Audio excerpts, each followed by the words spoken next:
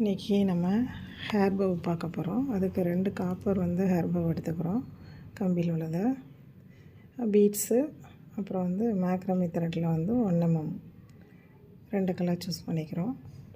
அது எப்படின்னா உங்களுக்கு 60 inches ஒவ்வொன்றா இருக்கட்டும்.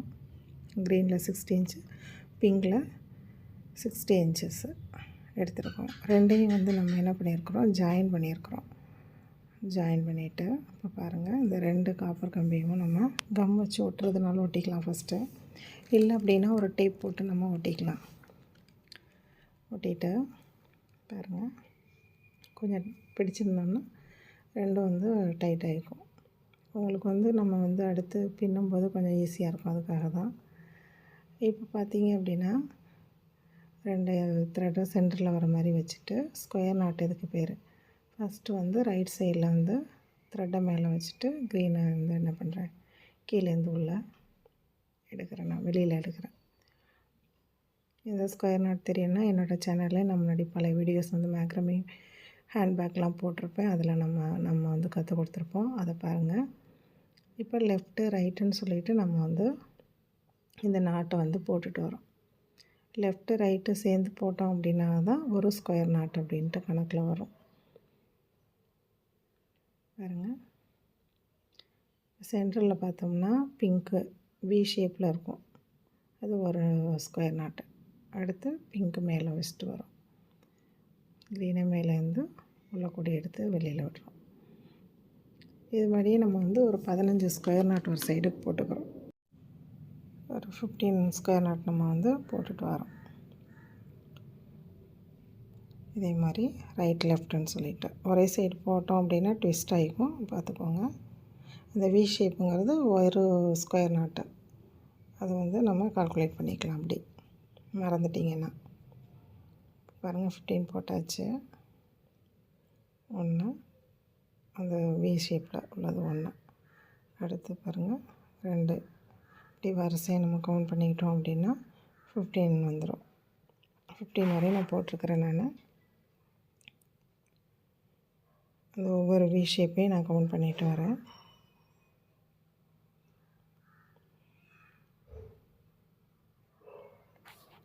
வந்துருச்சு பாருங்கள்.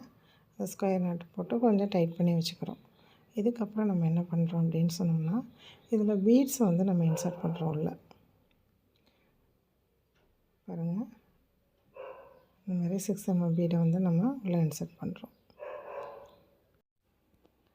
பீட்ஸு பொறுத்தவரை ஒரு 31 ஒரு இதில் 31 பீட்ஸு, இன்னொரு ஸ்ட்ரிங்லையும் 31 பீட்ஸு நம்ம சேர்த்துட்டு வரோம். இது ஆட் நம்பராக தான் இருக்கணும். அதாவது 3, 5 அப்படி ஒற்றைப்படை நம்பராக தான் இருக்கணும். ஆட் நம்பராக வரும்போது தான் நமக்கு அது பின்னுறதுக்கு கொஞ்சம் ஈஸியாக இருக்கும். இல்லை எண்டில் இந்த மாதிரி ரப்பர் பீடை கூட நம்ம இன்சர்ட் பண்ணிக்கலாம். கம் வச்சு அப்ளை பண்ணி ஒட்டி விட்டோம் அப்படின்னா இருந்துக்கும்.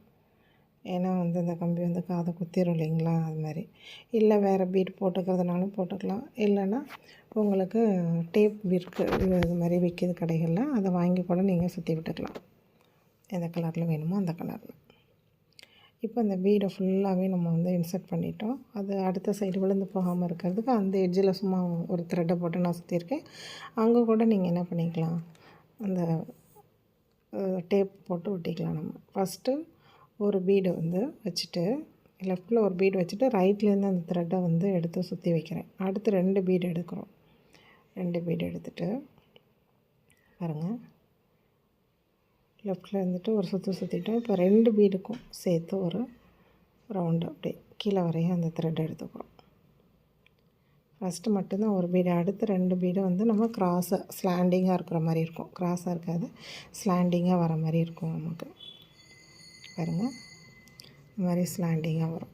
இப்படி 2 பீடாக தள்ளி நம்ம ஃபுல்லாகவே நீங்கள் இந்த பீடை பொறுத்தவரையும் நீங்கள் எத்தனை வச்சுக்கணுமோ அத்தனை வச்சுக்கோங்க. சென்டரில் மட்டும் வேணும்னா நமக்கு கம்மியாக இருக்கும். மற்ற இடம் எல்லாமே நான் ஸ்கொயர் நாட்டு போட்டுக்கிறேன்னா, நான் அப்படி பண்ணல. ஓரளவுக்கு நமக்கு ஹெட்டை கவர் பண்ணுற மாதிரி போட்டிருக்கேன். அதனால் 31 பீட்ஸ் எனக்கு வந்திருக்குது. அதாவது ஒரு ஸ்ட்ரிங்கில் 31 பீட்ஸு, இன்னொரு ஸ்ட்ரிங்கில் 31 பீட்ஸு. ஆட் நம்பரில் தான் பீட்ஸ் எடுத்துக்கிறோம், ஈவன் நம்பரில் எடுக்காதீங்க. இப்போ 2 சைடு இருக்கிற பீட்ஸை வச்சு பாருங்கள், இந்த மாதிரி த்ரெட்டை சுற்றிட்டே வந்துட்டேன். பின்னும்போது கொஞ்சம் அந்த 2 ஸ்ட்ரிங்குமே என்ன ஆகும் அப்படின்னா, கொஞ்சம் க்ராஸாகவே போகும். அதை கொஞ்சம் ஸ்ட்ரெயிட் பண்ணி தான் நம்ம வந்து அந்த த்ரெட்டை சுற்றிட்டு வரணும். இல்லை அப்படின்னா க்ராஸாக இருக்கும். இப்போ லாஸ்ட்டில் ஒரு 2 நாட் போட்டு அந்த த்ரெட்டை அப்படியே முடித்து வச்சுக்கிறோம். இப்போ அடுத்து என்ன பண்ணுறோம் அப்படின்னா, இந்த க்ரீன் கலர் த்ரெட்டு அதை பாருங்கள், ஃபஸ்ட்டு அந்த இருக்கிற சிங்கிள் பீடுக்கு மேலே கொண்டு வந்துட்டு நல்லா கவனிங்க. அடுத்து ஆப்போசிட்டில் பிங்குக்கு ஆப்போசிட்டில் நம்ம போகிற மாதிரி இந்த க்ரீன் கலர் த்ரெட்டை க்ராஸில் கொண்டு வரோம். இந்த ஸ்லாண்டிங்கு ஒரு வி ஷேப் அங்கேயும் வருது பாருங்கள் நமக்கு. இப்போ இப்படி நம்ம டைட்டாக சுற்றிட்டே வரணும். நல்லா டைட்டாக சுற்றிட்டே வந்துட்டோம் அப்படின்னா உங்களுக்கு இதாக இருக்கும். இல்லைன்னா அங்கங்கே லூஸாக விட்டோம் அப்படின்னா கலண்டு வந்துடும். அதை கொஞ்சம் டைட் பண்ணி நம்ம அந்த கேப்பில் சுற்றிட்டே வந்துடணும் ஃபுல்லாகவே.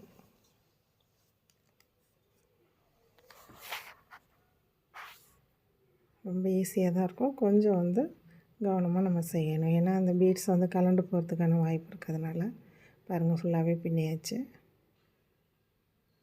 இப்போ வந்து நம்ம என்ன பண்ணுறோம், அந்த ஃபஸ்ட்டு நம்ம போட்டிருந்தோம் இல்லையா பிங்கில் சாதாரணமாக ஒரு நாட் மாதிரி, அதை கழட்டிட்டு ஸ்கொயர் நாட் பின்ன ஆரம்பிக்கிறோம்.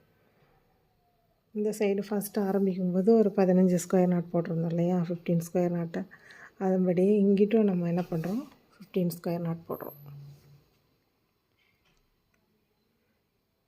இப்போ நீங்கள் பின்னும்போது கொஞ்சம் கவனமாக பின்னணும். ஏன்னா அந்த சைடு பாருங்கள், பிங்க்கில் தான் நம்ம ஆரம்பிச்சிருப்போம். அதேபடி இந்த சைடும் பிங்கில் தான் நம்ம ஆரம்பிக்கணும்.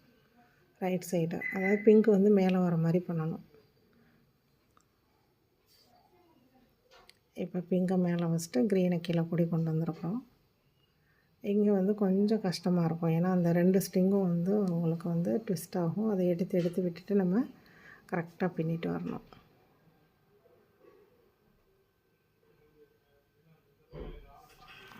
பாருங்கள், ஒரு ஸ்கொயர் நாட் வந்துடுச்சு. பிங்கை மேலே வச்சு நம்ம போடும்போது சென்டரில் வந்து பிங்க் வந்துடும். Pink colour.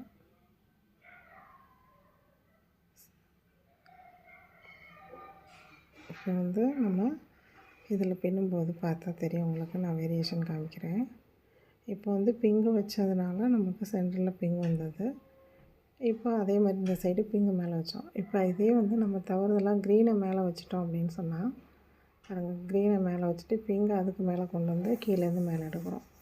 இந்த மாதிரி நம்ம ஸ்கொயர் நாட் போட்டோம் அப்படின்னா உங்களுக்கு சென்டரில் வந்து க்ரீன் கலர் வந்துடும். அப்போ வந்து கலர் வந்து சேஞ்ச் ஆகிற மாதிரி இருக்கும் நமக்கு. இப்போ பாருங்கள், இந்த வி ஷேப் பாருங்கள் எப்படி இருக்குன்னு, சென்டரில் வந்து க்ரீன் கலர் ஆகிடுச்சு. அப்போ நம்ம கரெக்டாக பண்ணணுங்கிறப்ப ஃபஸ்ட்டில் நம்ம அந்த சைடு எப்படி போட்டிருக்கோமோ அதே மாதிரி தான் இந்த சைடு போடணும். அதனால் என்ன பண்ணுறோம், பிங்க் கலரை வந்து நம்ம மேலே வச்சுட்டு க்ரீன் கலரை மேலேருந்து கீழே கொண்டு வந்து அப்படியே மேலே எடுக்கிறோம் நம்ம ஸ்கொயர் நாட் போடும்போது. இந்த மாதிரி தான் ஒரு 15 நாட் போட்டுக்கிறோம். 15 நாட்ஸ் நம்ம போட்டுக்கிறோம்.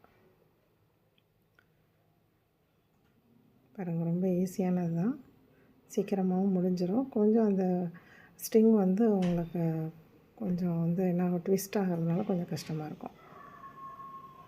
இப்படி 15 நாட்டு நம்ம போட்டுக்கிறோம். கவுண்டிங் வந்து இதில் கொஞ்சம் முக்கியமாக இருக்கும். ஏன்னா ஈக்குவலாக இருக்கும், ஈக்குவல் போர்ஷனாக அந்த பக்கமாக வரும், அதுக்காக தான். அவ்வளோதாங்க, முடிஞ்சிச்சு. பாருங்கள், அந்த எட்ஜில் வந்து அந்த பீடு ரப்பர் பீடு வச்சிட்டேன் நான். நீங்கள் வேறு எந்த பீடு வைக்கிறதுனாலும் வச்சுக்கலாம், இல்லை டேப் சுற்றிக்கிறதுனாலும் சுற்றிக்கலாம். இதை இப்போ வந்து நம்ம கட் பண்ணிவிட்டு